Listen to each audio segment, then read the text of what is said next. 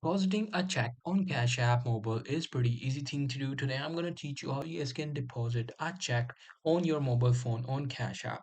Well, the process is pretty simple. In order to do that, you just need to follow these instructions. First things first, just open up your Cash App.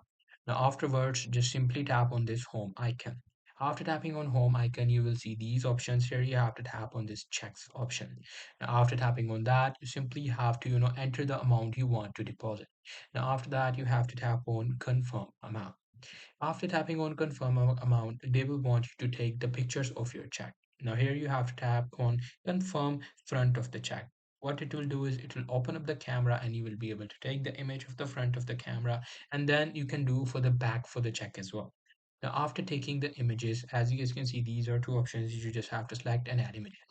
And after that, you just have to tap on this submit, the amount that you entered. Check. Now, there you go. That's how you will be able to do it. Hope you guys find this video helpful.